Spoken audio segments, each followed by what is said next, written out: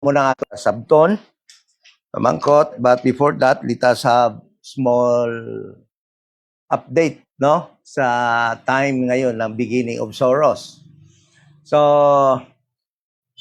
ilang mga Bible studies natin atin nang explain our belief, no? Ang aton nga belief, why we are now in the beginning of Soros. Okay? At kung hindi nyo, sa mga hindi nakapanood ng mga videos na yon, andyan lang naman sa ating YouTube channel, Complete in Christ IDGBC. Makita natin dyan yung mga video na yon, Bible study natin that explains, no, that we are now in the beginning of Soros. So as update, o kung ano yung happening, what are happening, kung ano nangyayari ngayon sa beginning of Soros. So Revelation chapter 6 is very vivid, no? Or masyado na talagang lantaran, makikita na natin yung sinasabi dyan na pag-open ng first seal, nakita ni dyan is yung white horse, no? And the white horse is conquering and to conquer. And that is right now what is happening, no? Yung nangyayari sa ating kapaligiran sa earth, no? First, ano yung una? Venezuela. No? Then, ano yung sabi, iba pa, ano pa yung, ang Mexico being conquered also, no? Alam nyo, yung Mexico is being run by cartel. So, talagang tinanggal yung cartel. Patay na yung leader ng cartel. So that yung government na gusto ng Antichrist, no, ay ma-impose din doon.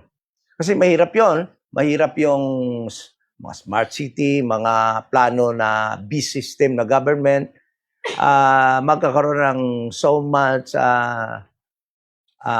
tawag nito na pagkontra or opposition sa mga ganitong mga nation na meron silang independent minded na mga leader na hindi papailalim sa Amerika, sabihin na natin. Because America is the one implementing, no, the beast system of the Antichrist. So those nations that have leaders or government that are not allied or in opposition sa government that is implementing ng beast system ni Antichrist will be eliminated. Kaya tingnan nyo, Venezuela. Kita natin, kalaban niya talaga, kontra talaga sa Amerika. No? Taken na. Then, what next? Mexico. Dahil mahirap mag-implement sa mga lugar na ganyan ng beast system. Kaya, inalis. Ano nangyari ngayon sa Iran? Anong mangyayari sunod sa Greenland at sa iba pang mga nations? Sabihin nyo, Brad, apat lang yan na nations pa. Ang sinasabi mo, proof na ba yan that the white horse is really active, very active right now and conquering and to conquer nations? Yes. Why? Sa tingin nyo, apat pa lang. But alam nyo ba kung there are how many nations na allied with Trump, no? Sa Board of Peace?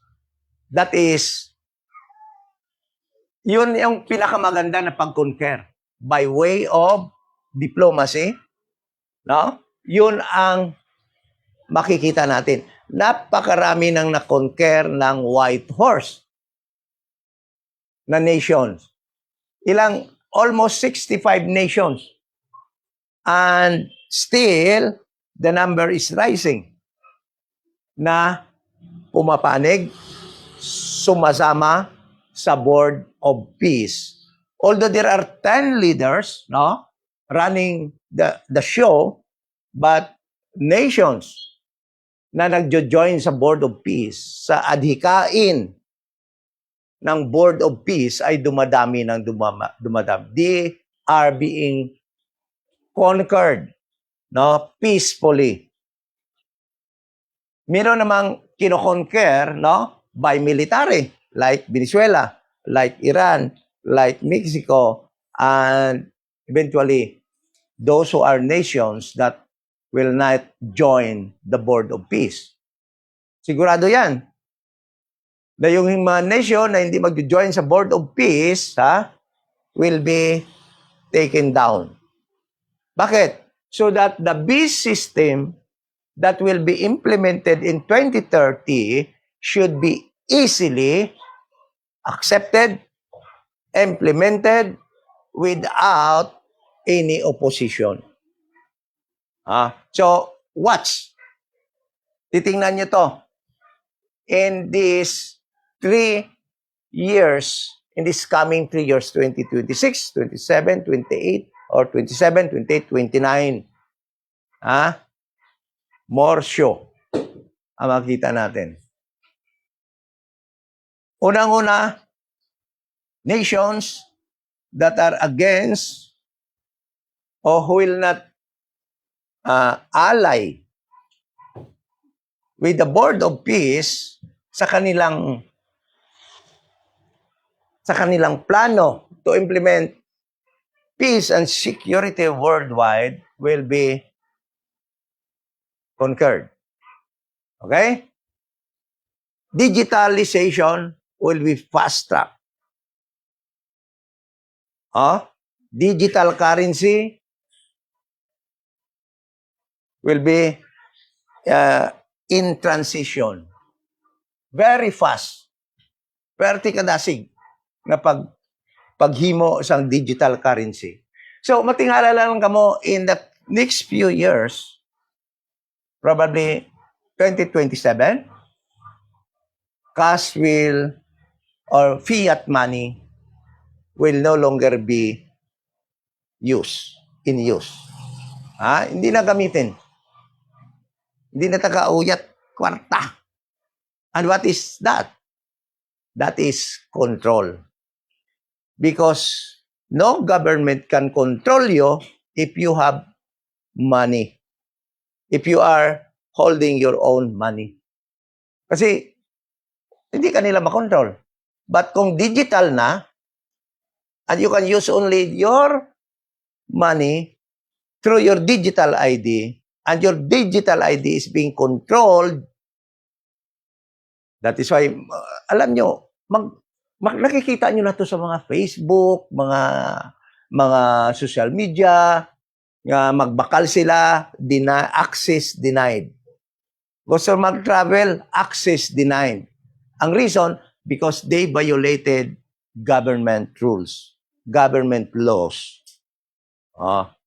So, yan na yung future government na mangyayari. And I'm very sure 2030 is the start.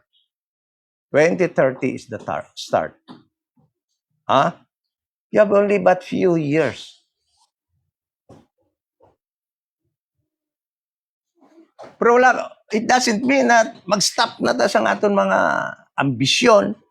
It doesn't mean na mag-stop na ta preparing for our lives, But, ang masabi ko lang, if you have time to enjoy gid yan. Enjoy gid. Because everything, wala sang exemption. Manggaranon ka man, bigado ka man, everything that you have will be taken by government. Magtataka ka siguro, paano na matabo man? Hindi na yan matabo. RI. If a nation is in state of calamity, or ano kaninang tawag sila? Or in war, everything is in government's power to dispose. Tanan nga imo, halimbawa, kay Ayala na, kuaw na siyang gobyerno, gamiton niya na. Kung ang government ara sa gira. Dati tingnan niyo bala, magira. Sa aton dire, war is looming between Taiwan and China, and definitely, it will be regional war. Sigurado, madadamay ang Pilipinas, madadamay ang Malaysia, madadamay ang Thailand, ang mga Asian countries. Sa gira na yan. So it will be regional. The purpose is to destroy the economy so that there will be reset worldwide. Pag sila nga reset, tinatawag nila na Great Reset, everything will start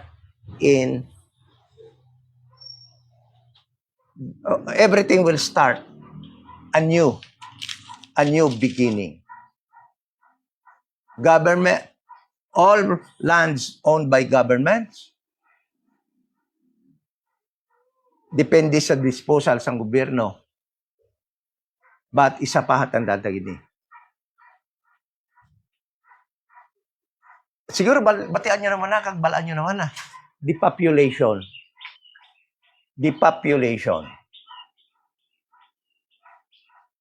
Target nilang i-reduce ang population. Kasi kung sobrang dami, mahirap din i-control. Kaya, tingnan mo. Hindi, abot lang ko na-notice nyo. Pero ako yan naka-notice dito. Bisan mamangkot ka mo sa mga ano ganina, ng mga birthing center. Jutay lang gabalata. Gabalata ang bata, balati anon pa. Pila pa lang kabulan, patay na. Because of the population program. Siling ni Bill Gates, nag-successful gid kita sa pagbuhin sang mga tao sa kalibutan. World population daw 8 billion. Nag-successful daw sila sa pagbuhin sa mga tao sa kalibutan through vaccine. Lagaw-bla ka mo isim. Plagsak ka lang kita gabusong. Hindi sang una yang bisan din na lang higad nagaburot ang tiyan. Pati lalaki gabusong. Jutay lang gabusong. Tilawin niyo mangkot sa mga record. Kay nga man, because of sins. Damo na hindi makapabusong subong. Pag hindi magbusong because of ito, natira sa vaccine. So, why palabot pag activate sa mga 5G o may mga 6G pa na that will activate sa mga vaccinated na hindi luwas, ha? Kasi ang luwas siya, ma-rapture na before sa 2030 mo. Ha? So, damo amo sila matabo.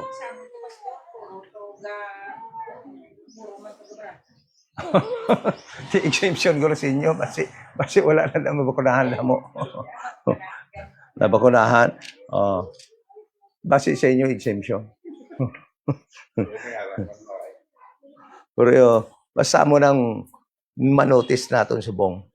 Damo, wala nagabulusong. Bisan sa mall, maglagaw ka. Sa inyo ito nang damo, gabusong ka sa inyo man? Damo ang tayo gabusong sa inyo? Oh, wala. O, kita mo, wala ko na.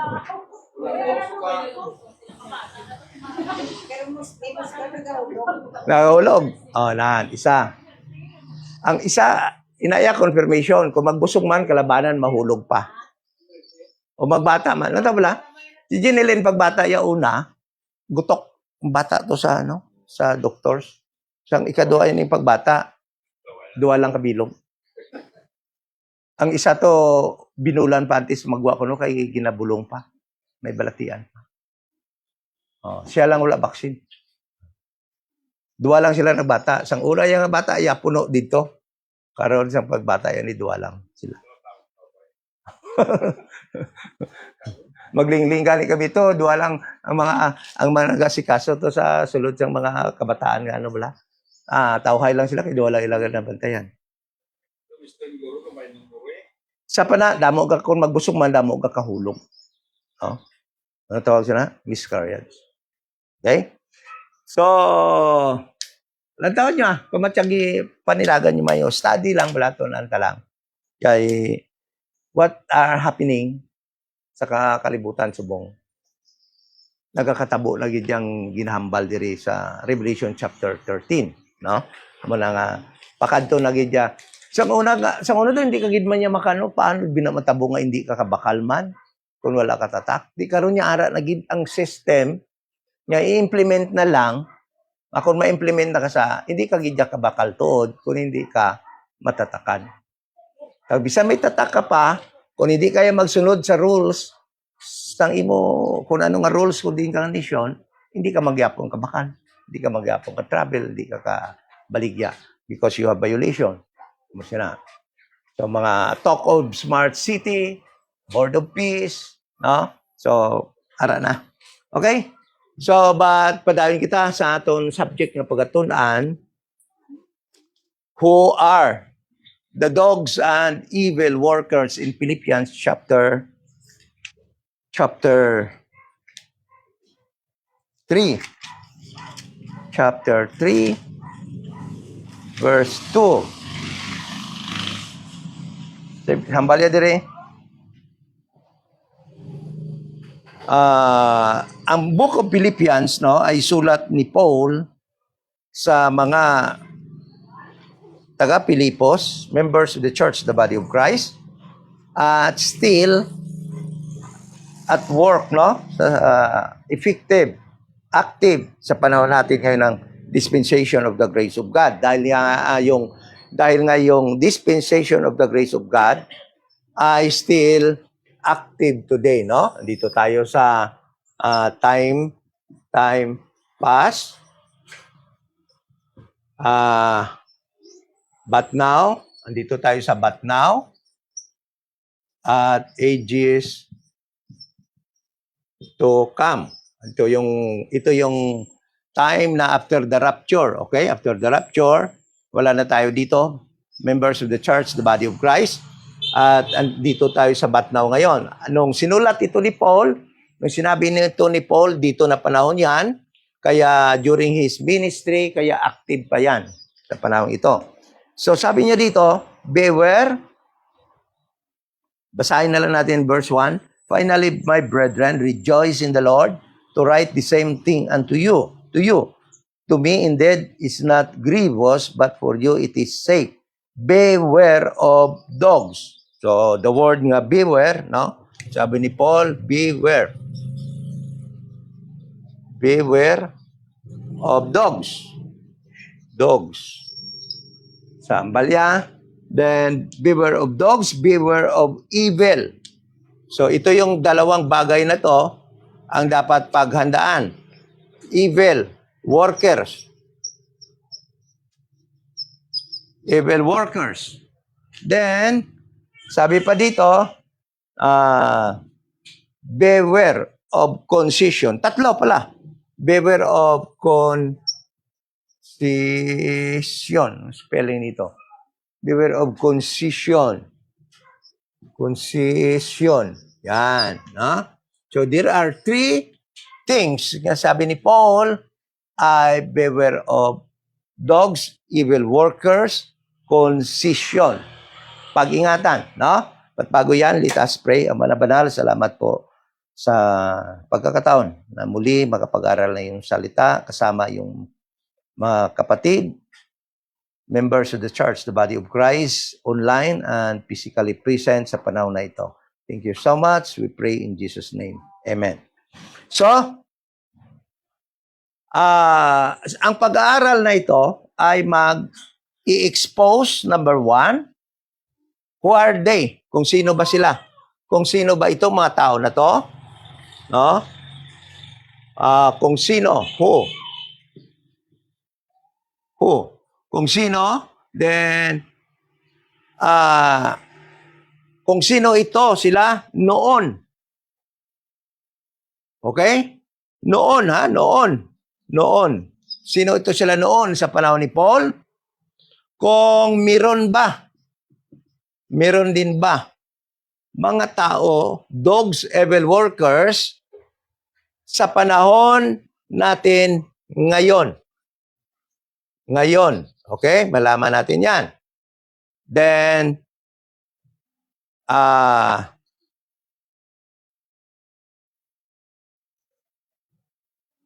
yung dalawa na yan, ang ma-expose sa ating pag-aaral. Okay? So, Dogs. Alam naman natin that dogs are sinasabi man's friend. Mga kaibigan, talaga naman. Every house, halos kada bahay mayroong mga aso. Okay? But biblically, makikita natin ano ang pag-describe ng Bible sa Biblia sa mga aso or dogs. In Exodus chapter 22 verse 31, diyan natin makita una kung paano dinescribe ang mga aso, Ang aso, kung ano ba sila. So makita natin na sa Bible, pinoportray na ang aso ay flesh eater. Tingnan mo dito, Exodus 22:31. Sabi dito, and Moses returned, salayata.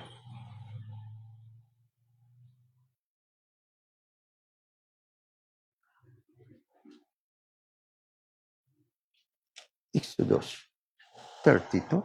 No. Exodus 22. Hirap na talaga mata ko. 31. Sabi dito, and ye shall be holy men. Sabi ng God kay Moses, and ye shall be holy men unto me, neither shall you eat any flesh that is torn of beasts in the field. Ye shall cast it to the dogs. This is the first time in Bible that dogs were mentioned. And sinasabi dito that yung dogs ay flesh eater, kumakain ng mga laman. Dahil nga yung mga patay daw na mga hayop, sabi ng God sa Israel, huwag niyong kainin yung mga patay na hayop. Sabi dito, ngunit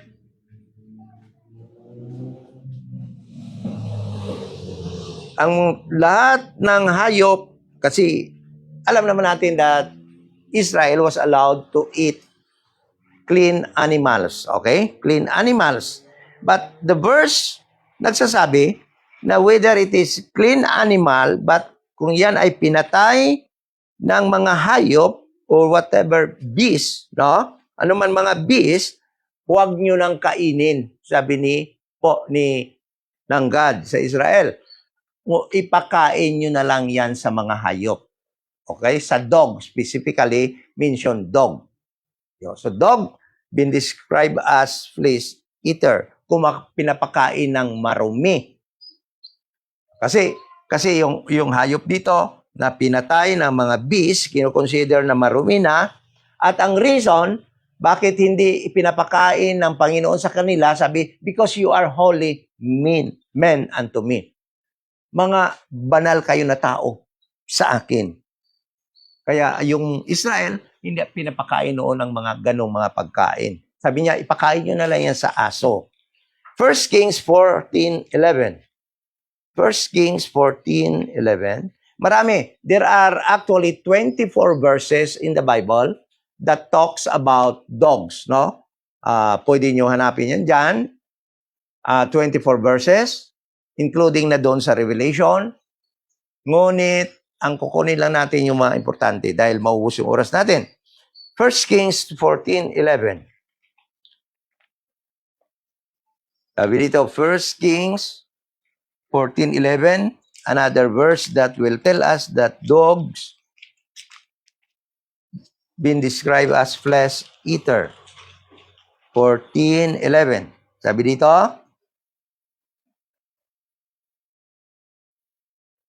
14:11. Na yun. Him that diet of Jeroboam, him that diet in the field, shall fowls. Sabi ito? 14:11. Him that diet of Jeroboam in the city shall the dogs eat, and him that diet in the field shall the fowls of the air eat, for the Lord hath spoken. So dog, been mentioned, to eat the flesh of those who died of or killed by Jeroboam, or sabi dito, died of Jeroboam. So, 1 Kings 16:14 speaks of the same language. 21:23, 1 Kings 21:23, 1 Kings 21:24. Jeremiah 15:3, ganon din ang sinasabi. Dogs are destroyer, sabi dito in Jeremiah 15:3. But dogs in the Bible does not only refers to a literal dog. Meron din naman mga verses sa Bible na ang dog na na-mention refers to group of people. Okay? Example, in Isaiah 56:10 to 11, dogs here are refers to watchmen, Israel's watchmen. Tingnan natin. Dito, ito yung makita natin na ang dogs na na-mention dito, Isaiah 56, nagre-refer sa tao. At ang mga tao na ito ay Israel's watchmen. Sabi dito, 56, verse 10 to 11. Sabi dito, his watchmen are blind. So, watchmen are blind. They are all ignorant. They are all dumb dogs. That they cannot bark, sleeping, lying down, loving to slumber. So, watchmen, tingnan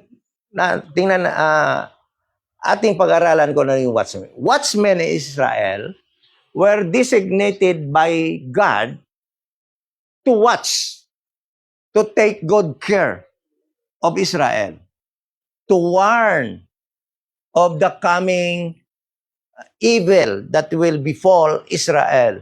Yan yung tinatawag ng mga watchmen sa Israel. No? Sila yung mga prophets. It refers also to the prophets, sa mga taong binigyan otoridad ng Panginoon na mag-govern sa Israel. So, yun.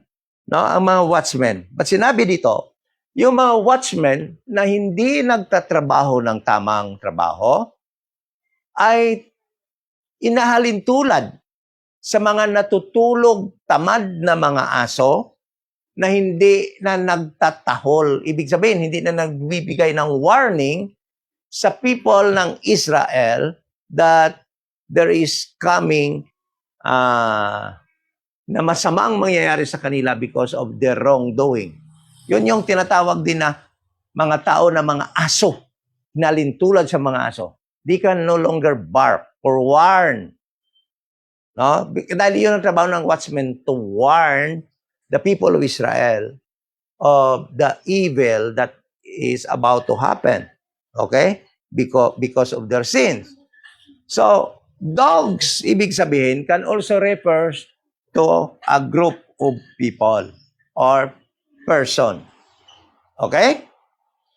The second verse na ma-read natin that dogs refers to people is in Psalms chapter 22 verse 16.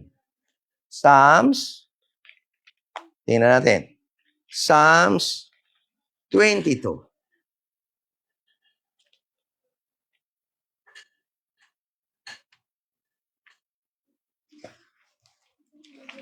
Psalms 22, verse 16. Okay? Ito yon.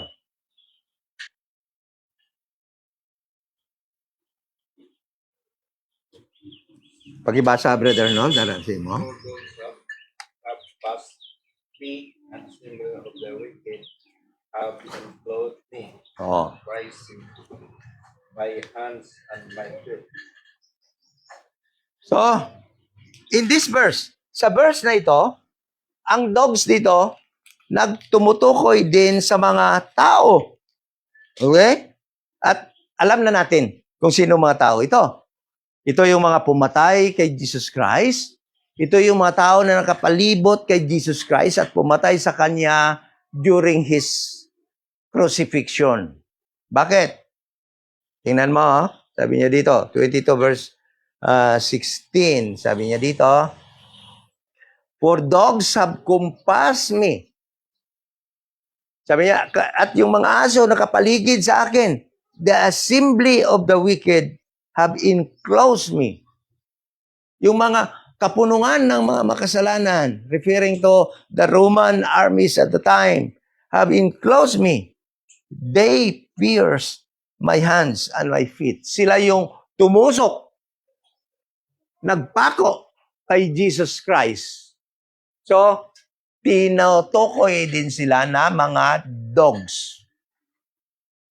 So, dogs, no, being portrayed in the Bible as unclean, part kasama din ito sa unclean animals na hindi pinapakain sa Israel. Being portrayed ng Bible lang, dogs is unclean, flesh eater, evil, masama. Masama. No? Yun ang pagka-portray dito. Lalo na kung ang pinoportray niya, tao na tinatawag na dogs. Alam nyo sigurado, ganito yan. Pag ang literal na dog, pwede pang mabait yun. Pwede pang mabuti yun na aso. Meron mga aso nga pagtanggol tayo sa, yung amo nila, pagtanggol nila sa masama, di ba? Yung aso natin, pagtanggol natin yan, tagabantay natin sa gabi, sa masasama. But kapag ang tao na tinatawag na dogs, wala kabutihan diyan sa kanya. Sigurado ko. Walang kabutihan. Ang verse na ito, when the Gentiles being called by God as dog, it refers that that person is not good, dirty, no? At hindi mabuti. Yon. Pero pag aso talaga, talagang para sa amo, mabuti talaga yung aso niya. Di ba? Mabait yung aso niya para sa kanya. So, literal dog can be good. But pag aso, tao na ang tinawag na aso, sigurado yon. It is being described in the Bible that that person, that group of person are bad, not doing good, not doing his job, like the watchmen. They were called dumb dogs. Bakit? Dahil hindi na nila tinatrabaho yung trabaho nila as watchmen. Natutulog na lang sila, slumber. At ano yung ginagawa nila noon? Yung ginagawa nila, corruption na para sa kanilang sarili.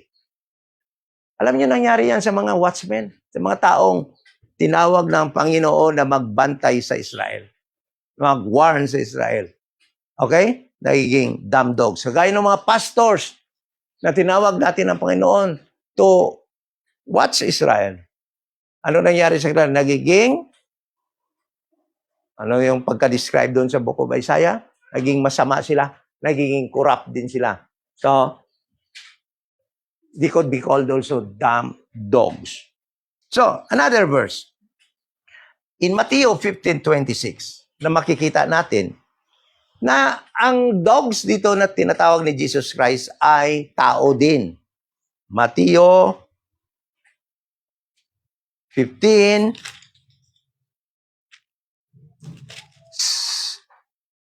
15:26. Tao ito ang dog na tinatawag dito. At makita natin na yung dog sa Psalms 22:16, yan yung mga pumatay kay Jesus Christ. Yung dog naman dito sa Matthew 15:26, makita natin that refers to a general group of people. Tingnan mo, 15:26. Sabi dito, but he answered and said, it is not meet to take the children's bread and to cast it to dogs. Sabihin nyo, aso ito. But kung titingnan nyo, ang pag-uusap dito, ang conversation dito, mayroong Canaanite woman, a Gentile woman, na pumunta kay Kristo at humihingi ng pabor. Okay? Ano yung hinihingi yung pabor? Ang sabi dito, yung anak niya was grievously vexed by a disease. No? Yan yung nangyari dito. Yan yung nangyari dito. Then, yung babae na to, humihingi ng pabor na paggalingin ang kanyang anak. Ngunit, sa halip na pagbigyan siya, anong nangyari sa kanya? Tinawag pa siyang dog. So, ibig sabihin, ang dog dito refers to Gentile people. Okay? Because this woman was a Gentile Canaanite woman. Okay? At sabi dito ni Jesus Christ, at that time, Jesus Christ's ministry was only for Israel. And the good things, the bread, na tinutukoy niya dito, the good things, his ministry at that moment of time was only for the Jewish people, for the lordship of the house of Israel. And making miracles at the time are only for the Jewish people. The good things na ginagawa ni Jesus Christ, everything are only for the Jewish people, for the children of God, na tinatawag children of God at the time. The Gentiles at the time were being called what? Dogs. Kaya sabi niya, yung paggagamot ko ngayon, para lang ito sa mga children. Nararapat ba ito na ibigay ko sa mga hayop? Okay?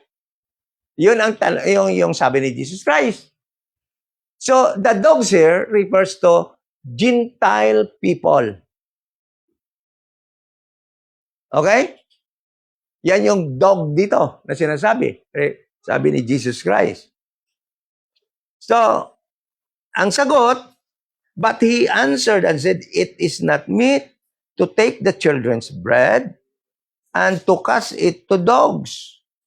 So, Gentiles, dirty at this moment of time, but ang babae talaga, knowing God's program, that the blessing of Israel will flow to the dogs, to the Gentiles, he answered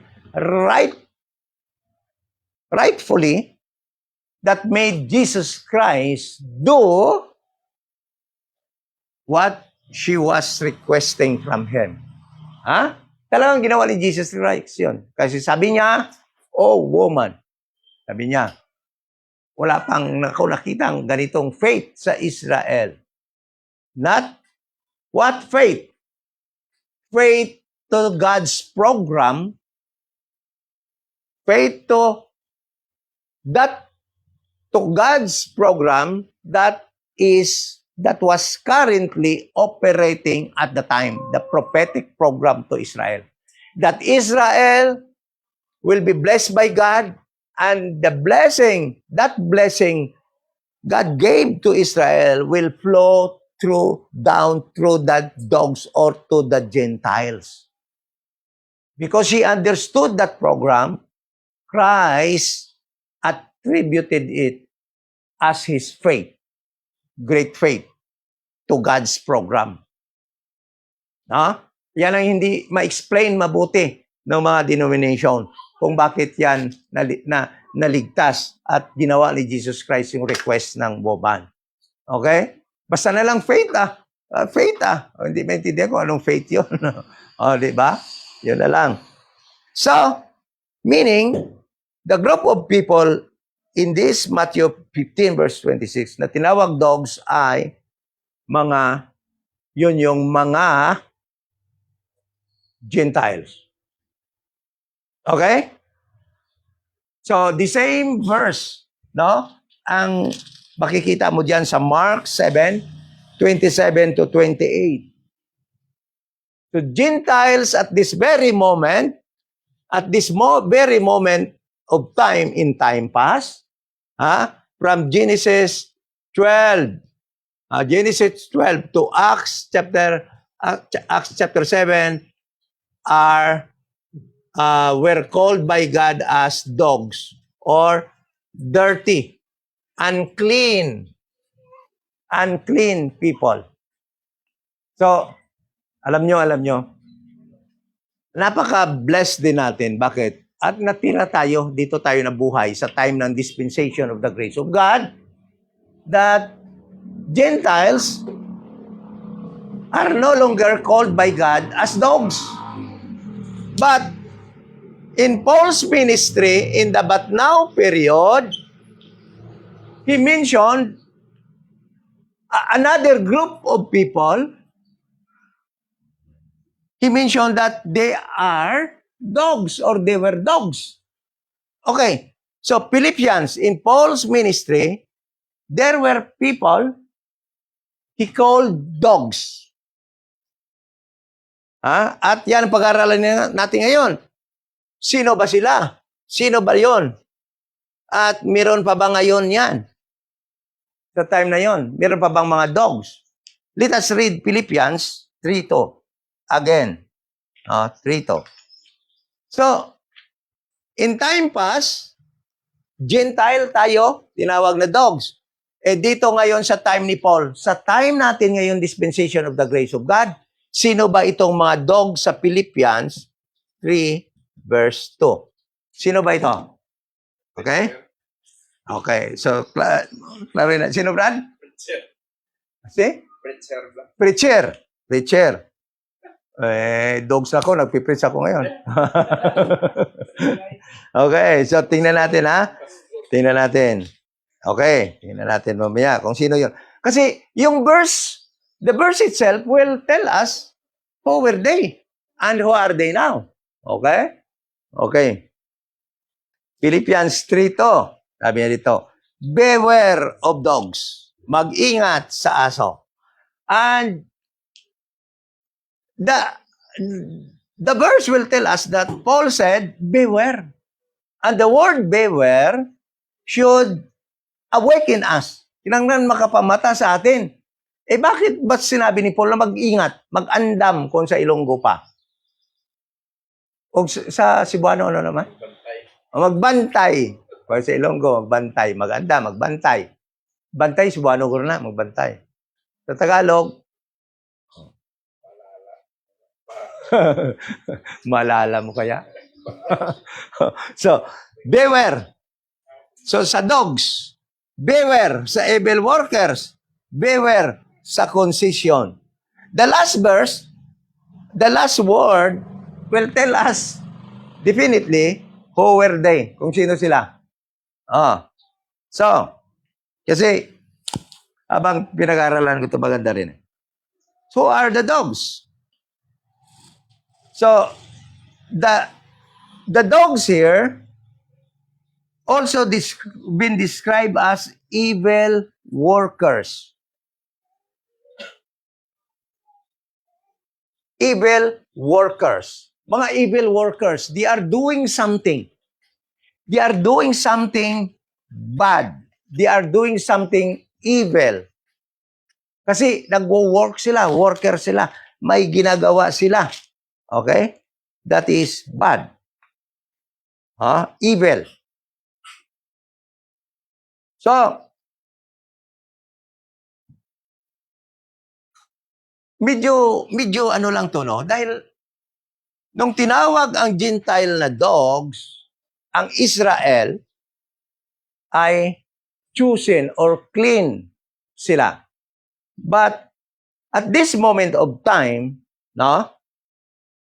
The dogs refers to the concision people. At sabihin nyo, sino ba itong concision?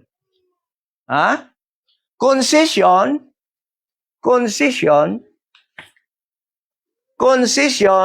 is means, ito yon, ang word nga, ito yung concision, no? Ito. Means,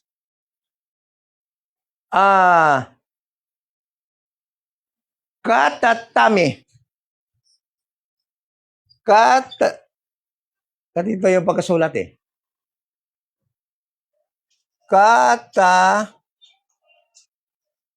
Capital, then, katatami. Ganyan.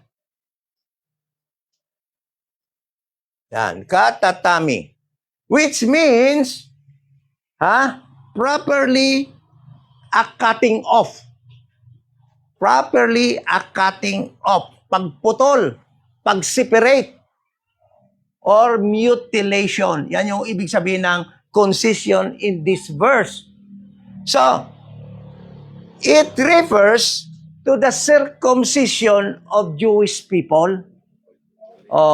So, ibig sabihin, yung concision dito refers to the Jewish people. Because sila lang naman ang circumcised at the time. Sila lang ang gin-command na mag-circumcise. So, ibig sabihin ni Paul, beware to dogs who are the Jewish people at the time. Beware to evil workers who are Jewish people at the time of Paul and even until now. Di ba? Beware to the circumcised people, which are the Jews. Yan yung nire-refer ni Paul dito. There is a big turn of events at this moment of time.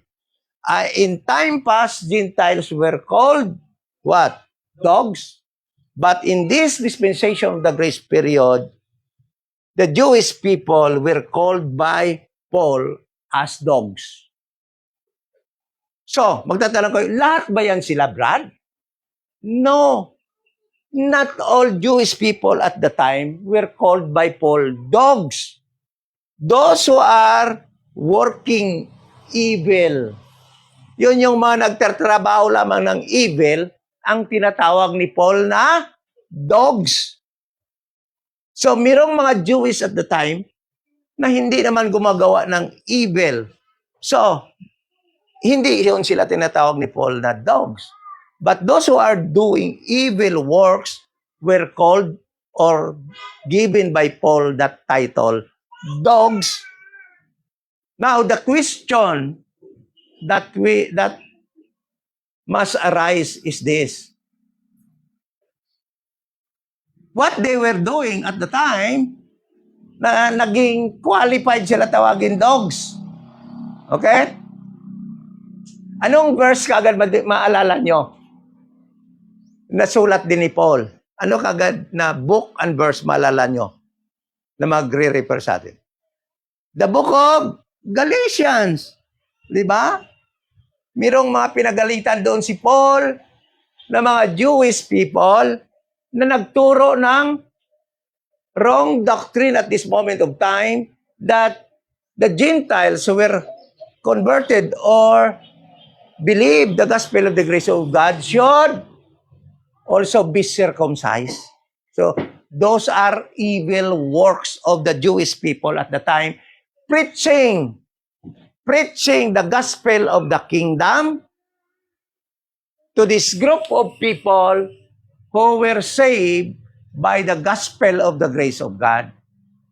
Kasi, while Paul was preaching on his journey, on his journey to the Gentile, including the Jewish Gentile, na pinipreach ni Paul ang gospel of the grace of God, there were many Jewish members of the church, the kingdom church, headed by James in Jerusalem, and Peter and John, following Paul, destroying Paul's gospel, teaching those who were converted.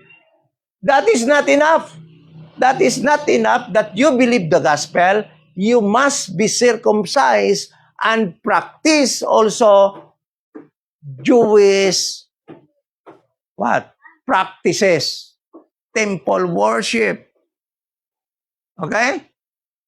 So, those people na nagtuturo were branded by Paul as evil workers. They are dogs. And they are Jewish at the time. Okay? So, the very work that they were doing, no? Yan ang nagiging rason bakit tinawag sila ni Paul ng dogs. Because they were evil workers.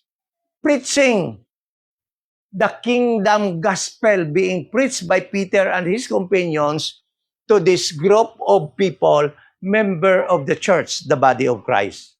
Dati sabi ni Paul, beware, mag-ingat kayo sa kanila. Anong sabi ni Paul in Galatians chapter 1 verse 8? Let them be accursed. Those who preach another gospel must be accursed.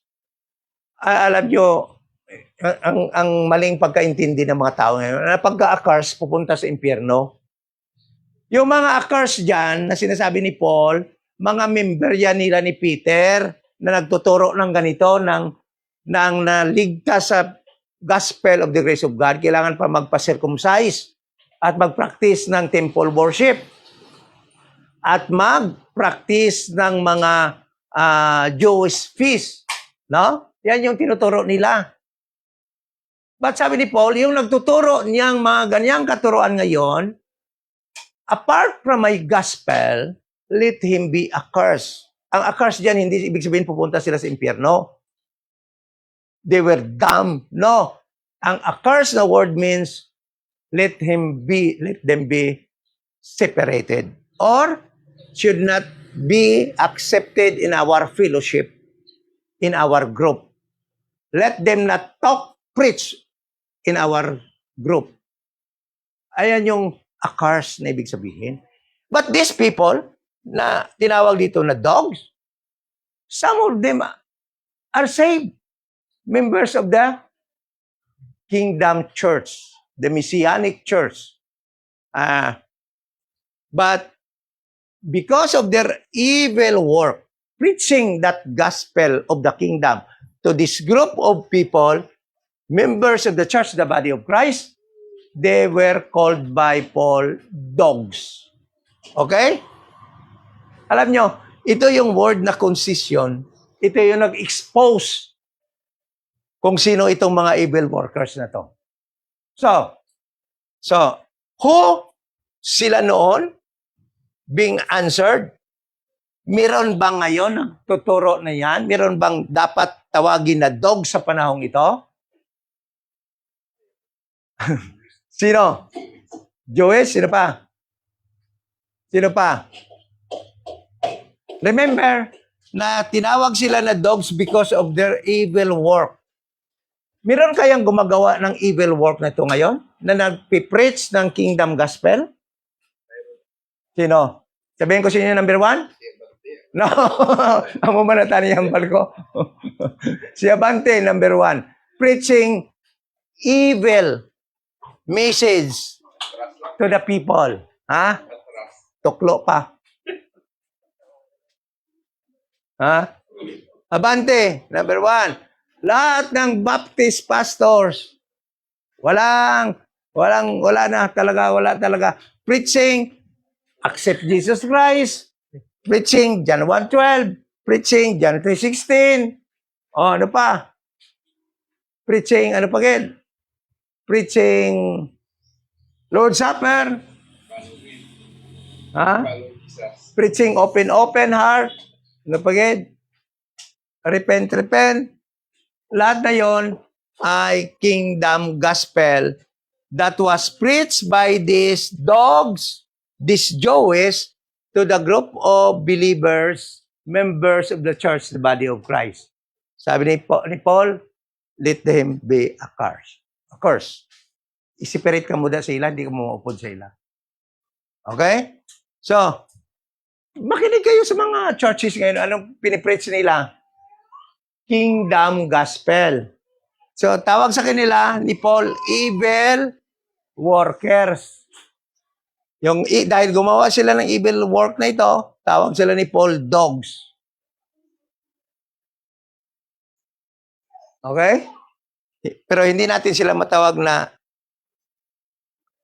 concision because they are not Jews. They are Gentiles. So, may mga Gentiles, mga dogs ngayon? Meron. Ito yung nagtuturo ng evil workers. Sa panahon ni Paul, definitely they were Jews. But today, most of them talaga, dahil wala na, sa ngayon, wala nga Diyos, wala nga Hudiyo ngayon, maliban lang kay Amer Charpati. Amer Charpati, na Jew, no? Na nagtuturo ng kingdom gospel. Ayan, yun, dog yun. Di ba?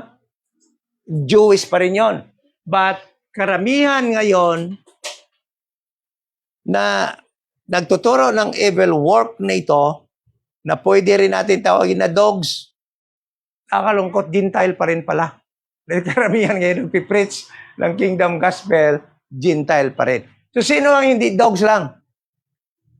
Those who are preaching the Bible, rightly divided. Okay? Pero lang kasimple itong study na ito. So, Philippians chapter 3 verse 2 been answered sa ating Bible study ngayong umaga. So, sa ating mga viewers, no, makapanood ng ating Bible study, kung hindi pa kayo ligtas at gusto nyo maligtas, wala nang ibang gawin, believe Jesus Christ died for your sins, He was buried, and rose again the third day. Okay? Yan lang yung i-believe nyo. Wala na kayong gagawin. And please, no? To tell you frankly, kahit na nga pinipreach ko yan ngayon, hindi ko na sigurado kung effective pa yung gospel na yan. Dahil I do believe we are now in the beginning of sorrows. At ang time na yan ay sa 70th week na of Daniel, na ibig sabihin, nag-end na ang dispensation of the grace of God dahil nga nag-umpisa na ang beginning of sorrows, signing of peace treaty. Yan yung umpisa ng 70th week of Daniel. That marks also the end of the dispensation of the grace of God.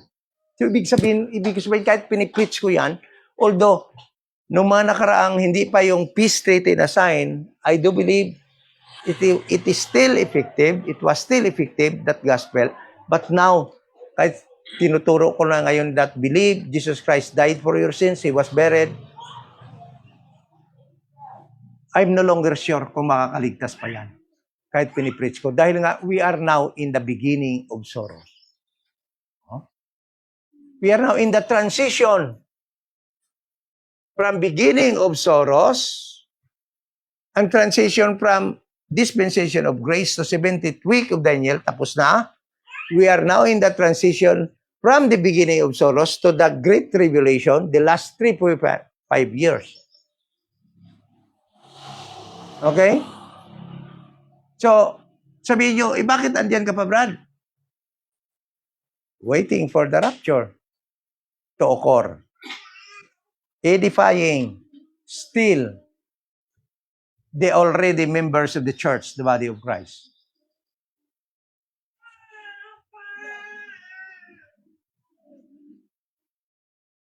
Okay? So, hanggang dyan lang tayo. At para magpag-fellowship tayo mamaya after sang service. Question?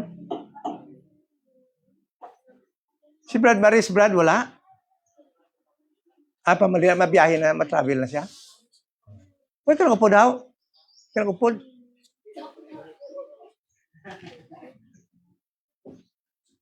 Okay? So, wala question. Let us close in prayer. Amay balaan, salamat gid sa Bible study. Salamat sa opportunity na ma-open sa amin yung katotohanan sa verse na ito. For the dogs and the evildoers, the concision in Philippians 3:2. At patuloy na mag-edify, each one another while waiting for you to take us up to heaven by way of corporate rapture. Thank you so much for keeping us safe during this time of beginning of sorrows. Thank you so much. In Jesus' name.